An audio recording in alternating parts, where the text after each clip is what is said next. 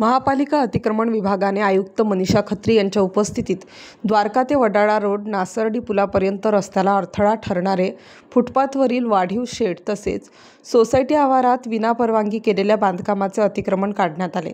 विना नोटीस अतिक्रमण काढण्यात आल्याने काही ठिकाणी नागरिकांनी विरोध केला। पथकाने पोलिसांच्या मदतीने मोहीम चालू ठेवत संपूर्ण रस्ता अतिक्रमण मुक्त केला। गेल्या काही दिवसांपासून शहरात पुन्हा अतिक्रमण मोहिमेस प्रारंभ झाला आहे। शनिवार दिनांक 11 ऑक्टोबर रोजी अतिक्रमण पथकाचा मोर्चा वडाळा रोडकडे वळला।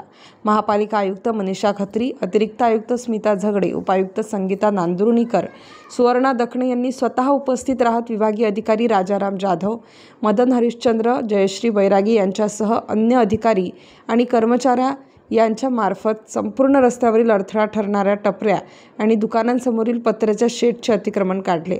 प्रथमतः द्वारका भागातील अनधिकृत पालकांचे अतिक्रमण काढून मोहिमेस सुरुवात करण्यात आली। त्यानंतर वडाळा नाका ते नासर्डी पूल दोन्ही बाजूंनी अतिक्रमण JCBच्या सहाय्याने काढण्यात आले। अचानक झालेल्या या कारवाईने व्यावसायिक तसेच नागरिकांची तारांबळ उडाली। नोटीस न देता रस्त्याला अडथळा न ठरणारे असे अतिक्रमणही काढण्यात आल्याचा आरोप व्यावसायिक आणि नागरिकांनी केलाय।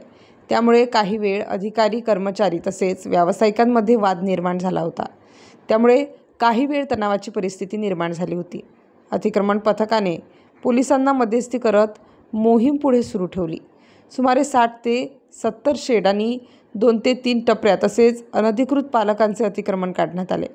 नागरिकांनी स्वतःहून अतिक्रमण काढून घ्यावे, अन्यथा कारवाई सतत सुरू राहणार असल्याचे महापालिका आयुक्तांकडून सांगण्यात आले आहे। आता नाशिक महानगरपालिकेतर्फे आमची पूर्ण टीम आज अतिक्रमण काढायला इथे आलेली आहे आणि आमची कारवाई ही जी अतिक्रमण काढण्याची आहे अशीच सुरू राहील।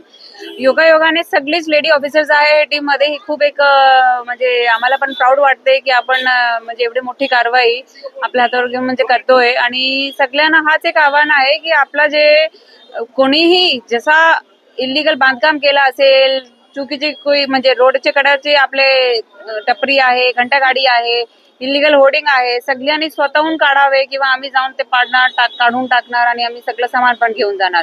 आणि आता नाशिक मनपाची जी टीम आहे ती खूप स्ट्रॉंग केली आहे आम्ही अतिक्रमण काढण्याची।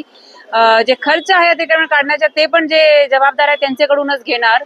तर सगळ्यांसाठी हाच एक पर्याय आहे की स्वतःहून त्यांनी काढावे किंवा आम्ही एक पण अतिक्रमण आता शहरात सोडणार नाही। आता आम्ही 2 टप्प्यामध्ये टीम केलेली आहे, एक सकाळच्या सत्रात आणि एक संध्याकाळच्या सत्रात। सकाळचे जसं आपल्या ते गर्दी थोडा म्हणजे वेगळ्या प्रकारच्या अतिक्रमण असते आणि संध्याकाळी थोडा वेगळ्या प्रकारच्या रोड वगैरेला आणि ओपन स्पेसेसला पण अतिक्रमण होऊन जाते। तर म्हणून रात्री 9 वाजेपर्यंत 10 वाजेपर्यंत पण आमची कारवाई आता चालू राहील आणि त्याचं पण आपण सगळ्याकडून जे कोणी दोषी आहे, जबाबदार आहे त्यांच्याकडून आपण खर्च पण घेणार, त्याचा वसूल पण करणार आणि त्यांचं अतिक्रमण पण काढणार।